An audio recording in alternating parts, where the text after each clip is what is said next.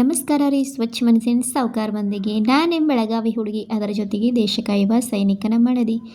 ಏನಪ್ಪ ಅಂತಂದ್ರೆ ನಾನು ನನ್ನ ವೆಯ್ಟ್ ಲಾಸ್ ಜರ್ನಿ ಡೇ 7 ಬೆಳಗ್ಗೆಯಿಂದನೇ ಸ್ಟಾರ್ಟ್ ಮಾಡೀನಿ. ಟೈಮ್ ಏನೋ ಭಾಳ ಆಗಿಲ್ಲ ರೀ ಗೈಸ, ಜಸ್ಟ್ 5-10 ಆಗೈತಿ. ಆದರೆ ಇಲ್ಲಿ ಬೇಗನೆ ಬೆಳಕಾಗ್ಬಿಡ್ತೈತಿ, ಅದೊಂದು ದೊಡ್ಡ ಪ್ರಾಬ್ಲಮ್.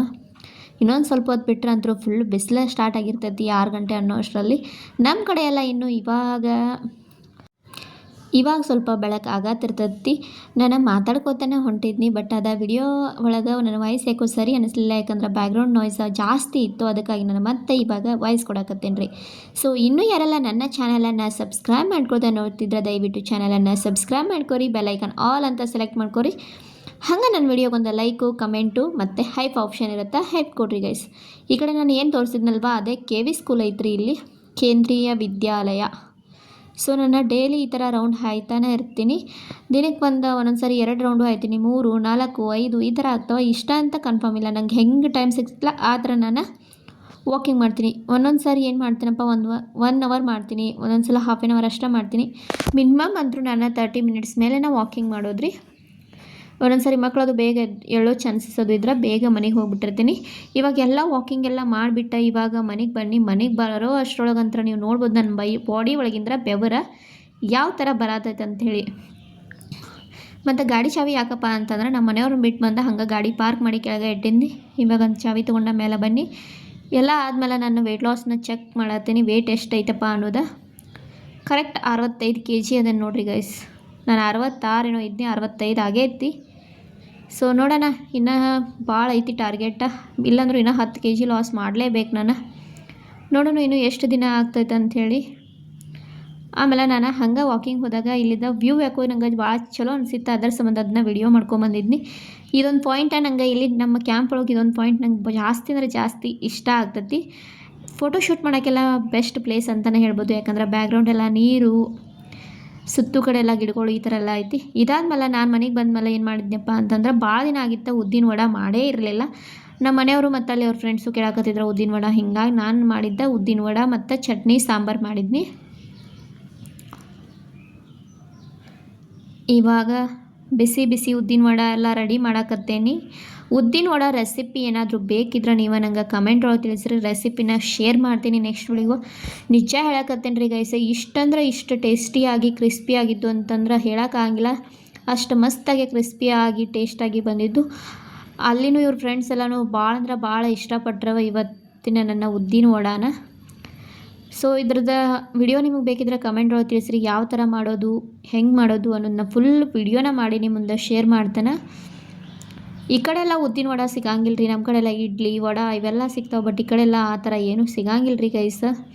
ಬರೀ ಈ ಕಡೆ ಸಿಗೋದು ನಾನ್ ವೆಜ್ ಪ್ರಿಯರಿಗಂತೂ ಬೆಸ್ಟ್ ಪ್ಲೇಸ್ ಅಂತಲೇ ಹೇಳ್ಬೋದು ಈ ಕಡೆ. ಬಟ್ ವೆಜಿಟೇಬಲು ಜಾಸ್ತಿ ಸಿಗಂಗಿಲ್ಲ, ಭಾಳ ಒಂಥರ ಕಷ್ಟ ಆಗ್ತೈತಿ ಇಲ್ಲಿ ಜೀವನ ತೆಗಿಬೇಕಂದ್ರೆ. ಏನೂ ಮಾಡೋಕ್ಕಾಗಂಗಿಲ್ಲ, ಜಸ್ಟ್ ಹಸ್ಬೆಂಡ್ ಅವ್ರ ಜೊತೆಗದಾರ ಅನ್ನೋ ಒಂದು ಖುಷಿಯಿಂದ ನಾವು ಅಡ್ಜಸ್ಟ್ ಮಾಡ್ಕೊಂಡೇ ನಾವು ನಮ್ಮ ದಿನಗಳನ್ನು ಕಳಿಬೇಕಾಗ್ತೈತಿ. ಪ್ರತಿಯೊಬ್ಬ ಸೋಲ್ಜರ್ ವೈಫ್ಗೂ ಇದೊಂದು ದೊಡ್ಡ ಕಷ್ಟ ಅಂತಲೇ ಹೇಳ್ಬೋದು. ಯಾಕಂದ್ರೆ ನಮ್ಮ ರಾಜ್ಯದೊಳಗೆ ನಾವು ಹುಟ್ಟಿ ಬೆಳೆದು ನಮ್ಮ ಊರನ್ನು ಬಿಟ್ಟು ಬೇರೆ ಊರಿಗೆ ಬಂದ ನಾವು ಅಲ್ಲಿ ಕ್ಲೈಮೇಟ್ಗಾಯಿತು ಅಲ್ಲಿ ಜನರಿಗೆ ಅಡ್ಜಸ್ಟ್ ಆಗಲೇಬೇಕಾಗ್ತೈತಿ. ಯಾಕಂತಂದ್ರೆ ನಮ್ಮ ಮನೆಯವ್ರು ಇಲ್ಲೇ ಇರ್ತಾರೆ ಅಂದಮೇಲೆ ನಾವು ಅಲ್ಲಿ ಬಂದಿರಬೇಕಾಗ್ತೈತಿ. ಇರೋ ಅಷ್ಟು ದಿನ ಲೈಫ್ನ ಎಂಜಾಯ್ ಮಾಡಬೇಕು, ಹಸ್ಬೆಂಡ್ ಅವ್ರ ಜೊತೆ ಇರಬೇಕು ಅನ್ನೋ ಆಸೆ ಪ್ರತಿಯೊಬ್ಬರಿಗೂ ಇದ್ದೇ ಇರ್ತೈತಿ. ಆದ್ರೆ ನಮ್ಮ ಕಡೆ ಥರ ಫುಡ್ ಮಾತ್ರ ಇಲ್ಲಿ ಸಿಗಂಗಿಲ್ಲ, ಅದೊಂದು ಬೇಜಾರು. ನಮ್ಮ ಕಡೆ ಎಲ್ಲ ಹೆಂಗೆ ತಪ್ಪಲು ಪಲ್ಯ ಅಂದ್ರೆ ಸೊಪ್ಪಿನ ಪಲ್ಯಗಳೆಲ್ಲ ಜಾಸ್ತಿ ಸಿಗ್ತಾವೆ. ಬಟ್ ಇಲ್ಲಿ ಆ ಥರ ಎಲ್ಲ ಸಿಗಂಗಿಲ್ಲ. ಸೀಸನ್ ಒಳಗೆ ಅಷ್ಟೇನೋ ಮೆತ್ಯ, ಆಮೇಲೆ ರಾಜಗಿರಿ ಈ ಥರ ಅಷ್ಟೇ ಸಿಗ್ತಾವೆ, ಪಾಲಕ್ಕು. ಮತ್ತು ಸಬ್ಬಸಿಗೆ ಅಂತೂ ಸಿಗಂಗಿಲ್ಲ. ಸಬ್ಬಸಿಗೆ ಅಂತೂ ನನ್ನ ಫೇವ್ರೇಟ್ ಪಲ್ಯನ, ಬಟ್ ಆದರೆ ಇಲ್ಲಿ ಸಿಗಂಗಿಲ್ಲ, ಏನೂ ಮಾಡೋಕ್ಕಾಗಿಲ್ಲ. ಸೊ ಇವಾಗ ಉದ್ದಿನ ವಡೆ ಎಲ್ಲ ಮಾಡಿಬಿಟ್ಟು ಮಕ್ಕಳನ್ನ ಸ್ಕೂಲಿಗೆ ರೆಡಿ ಆಗ್ಯಾರ. ಅವರು ಇಬ್ಬರು ಅವ್ರನ್ನ ಸ್ಕೂಲಿಗೆ ಬಿಟ್ಟು ಆಮೇಲೆ ನಮ್ಮ ಮನೆಯವರು ಡ್ಯೂಟಿಗೆ ಹೋಗ್ಯಾರ. ಅಲ್ಲೇ ಹೋಗಿ ಟಿಫನ್ ಕೊಟ್ಟು ಬರಬೇಕು ಇವತ್ತು. ಅಂದ್ರೆ ಅವ್ರು ಬೆಳಗ್ಗೆ 6 ಗಂಟೆ 5ಕ್ಕೆ ಹೋಗ್ತಾರೆ, 5ಕ್ಕೆ ಹೋಗಿ ಮಧ್ಯಾಹ್ನ 12ಕ್ಕೆ ಬರ್ತಾರಂದ್ರೆ. ಹೀಗಾಗಿ ಅಲ್ಲಿ ಹೋಗಿ ಟಿಫನ್ ಕೊಟ್ಟು ಬರಬೇಕಾಗ್ತೈತಿ. ಎಲ್ಲ ಟಿಫನ್ ಕೊಟ್ಟು ಬನ್ನಿ, ಮಕ್ಕಳನ್ನ ಸ್ಕೂಲಿಗೆ ಬಿಟ್ಟು ಬನ್ನಿ. ಇನ್ನು ಮಧ್ಯಾಹ್ನ ಊಟಕ್ಕೆ ಏನಾದರೂ ಮಾಡಬೇಕಲ್ಲ, ಹೀಗಾಗಿ ನಾನು ಸ್ಟಾರ್ಟ್ ಮಾಡಿದ್ದೆ ಬೆಂಡೆಕಾಯಿ ಪಲ್ಯ. ನಮ್ಮ ಮನೆಯವ್ರಿಗಂತೂ ಬೆಂಡೆಕಾಯಿ ಇಷ್ಟ ಆಗಂಗಿಲ್ಲ. ಸೊ ಆದರೂ ನನಗೆ ನನ್ನ ಮಕ್ಕಳಿಗೆ ಇಷ್ಟ ಅಂದ್ಕೊಂಡು ನಾನು ಮಾಡಕತ್ತೀನಿ ಇವತ್ತು ಬೆಂಡೆಕಾಯಿ ಪಲ್ಯ. ಅದ್ರ ಜೊತೆಗೆ ಬೇಳೆ ಸಾರು ಮಾಡಿದ್ರೆ ಆಯ್ತಂತೈತಿ. ಯಾಕಂದ್ರೆ ಬೇಳೆ ಸಾರು ಇದ್ದರೂ ಅವರು ತಿಂತಾರೆ. ಬೆಂಡೆಕಾಯಿ ಒಟ್ಟ ತಿನ್ನಂಗಿಲ್ಲ ರೀ ಅವ್ರು, ಯಾಕೋ ಗೊತ್ತಿಲ್ಲ, ಅವ್ರಿಗೆ ಇಷ್ಟನಾಗಂಗಿಲ್ಲ ಬೆಂಡೆಕಾಯಿ ಪಲ್ಯ. ಬಟ್ ನನಗಂತೂ ಭಾಳ ಇಷ್ಟ. ಇನ್ನೊಂದೇನಪ್ಪ ಅಂತಂದ್ರೆ ಬೆಂಡೆಕಾಯಿ ಜಾಸ್ತಿ ಒಂಥರ ಲಾಳಿ ಲಾಳಿ ಅಂತೀವಿ ನಮ್ಮ ಕಡೆ ಎಲ್ಲ ನಾವು, ಆ ಥರ ಇರ್ತೈತಿ. ಅದು ಎಲ್ಲ ಹೋಗ್ಬೇಕಂದ್ರೆ ನೀವು ಏನು ಮಾಡ್ಬೇಕಂತಂದ್ರೆ ಜಾಸ್ತಿ ಟೈಮ್ವರೆಗೂ ನಾವು ಎಣ್ಣೆ ಒಳಗೆ ಸ್ವಲ್ಪ ಹುರಿಬೇಕಾಗ್ತೈತಿ. ಸ್ವಲ್ಪ 1-2 ಸ್ಪೂನ್ ಎಣ್ಣೆ ಹಾಕಿಬಿಟ್ಟು ಚೆನ್ನಾಗಿ ನಾವು ಆಯಿಲ್ ಒಳಗನ ಫ್ರೈ ಮಾಡ್ಕೋಬೇಕಾಗ್ತೈತಿ. ನೀವು ನೋಡ್ಬೋದು ಇಲ್ಲಿ ಯಾವ ಥರ ಆಗಕತ್ತೈತಿ ಅಂಥೇಳಿ. ಇವಾಗ ನೋಡ್ಬೋದು ನೀವು ಲಾಳಿ ಲಾಳಿ ಥರ ಒಂಥರ ಆಗತ್ತದ. ಅದೆಲ್ಲ ಹೋಗೋ ತನಕ ನಾವು ಹುರ್ಕೋಬೇಕಾಗ್ತೈತಿ ಎಣ್ಣೆ ಒಳಗೆ. ಎಷ್ಟು ನಾವು ಬೆಂಡೆಕಾಯಿ ಹುರ್ಕೋತಲ್ಲ ಅಷ್ಟು ಪಲ್ಯ ಕೂಡ ಟೇಸ್ಟಿಯಾಗಿನೇ ಇರ್ತೈತೆ ರೀ ಗೈಸ್.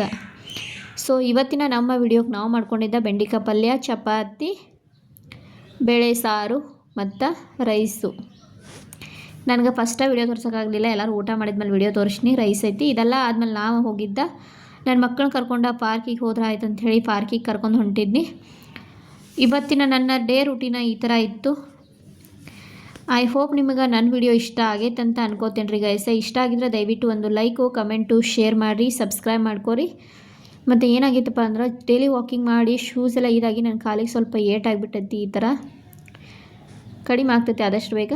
ಸೊ ಮತ್ತೊಂದು ಹೊಸ ವಿಡಿಯೋ ಒಂದಿಗೆ ಸಿಗ್ತೀನಿ. ಅಲ್ಲಿವರೆಗೂ ನನ್ನ ಚಾನಲ್ನ ನೀವು ನೋಡಿರಿ, ಸಪೋರ್ಟ್ ಮಾಡಿರಿ. ನಿಮಗೆ ಮತ್ತು ನನ್ನ ಕಡೆ ಅಂದರೆ ಯಾವುದಾದ್ರೂ ವೀಡಿಯೋಸ್ ಬೇಕಿದ್ರೆ ನೀವು ಕಮೆಂಟ್ ಸೆಕ್ಷನ್ ಒಳಗೆ ತಿಳಿಸ್ಬೋದು ರೀ, ಈ ಥರ ವಿಡಿಯೋ ಮಾಡಿರಿ ಅಂಥೇಳಿ. ಅವಾಗ ನಾನು ವಿಡಿಯೋ ಮಾಡೋಕೆ ನನಗೂ ಹೆಲ್ಪ್ ಆಗ್ತೈತಿ. So thank you so much guys, once again thank you. Bye bye.